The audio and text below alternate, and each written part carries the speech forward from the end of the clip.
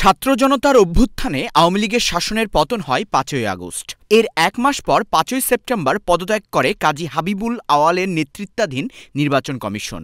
১.৫ মাস ধরে শূন্য থাকার পর অবসরপ্রাপ্ত সচিব এএমএম নাসির উদ্দিনের নেতৃত্বে ৫ সদস্যের নতুন নির্বাচন কমিশন গঠন করা হয়েছে। তারা শপথ নেবেন রবিবার। বিএনপি ও সমমনা দলগুলো নির্বাচন অনুষ্ঠানের জন্য অন্তর্বর্তী সরকারকে তাগাদা দিয়ে আসছিল। কমিশনের শপথ নেয়ার খবরের মাধ্যমে জনগণ নির্বাচনের বার্তা পেল বলে মনে করছে বিএনপি।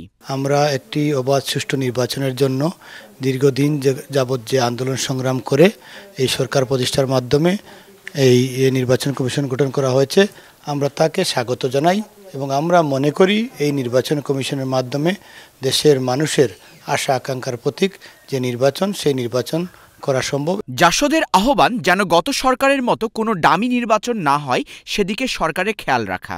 নির্বাচন কমিশন যদি ওনার কাজটা সঠিকভাবে করতে পারেন, বিগত সরকারের মতো এই ডামি ডুমি নির্বাচন এগুলো না দিয়ে যদি সত্যিকার অর্থে ভালো একটা নির্বাচন উপহার দিতে পারেন, তো দুইটা কাজ হবে। একটা হলো মানুষের যে নির্বাচন কমিশনের প্রতি মানুষের একটা বিশ্বাসযোগ্যতা বাড়বে, আর সাথে সাথে আজকের এই বর্তমান অস্থায়ী সরকার যে আছেন তার প্রতিও মানুষের একটা বিশ্বাসযোগ্যতা চলে আসবে।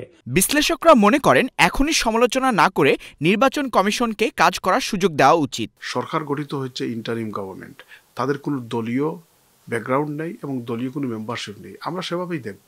এখনো তো টু আর্লি, কারণ সবেমাত্র গঠিত হয়েছে। তাদের কর্মতৎপরতা দিয়েই তো তাদেরকে বিচার করব। এখনো তো তারা কিছুই করেন নাই, সুতরাং too early to make any judgement.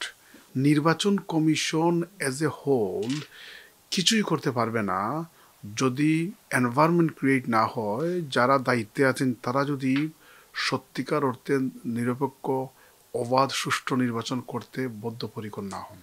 বাংলাদেশের মানুষ রাস্তায় নেমে এসেছিল ফ্যাসিবাদী শাসনের বিরুদ্ধে এবং নিজের ভোট যেন নিজেই দিতে পারে তার উদ্দেশ্যে। যে দলই ক্ষমতায় যাক, নির্বাচন যেন গণতান্ত্রিক পদ্ধতিতে সুষ্ঠুভাবে হয়, এটি সবার প্রত্যাশা। আসাদুজ্জামান শুভ, চ্যানেল এস নিউজ, লন্ডন।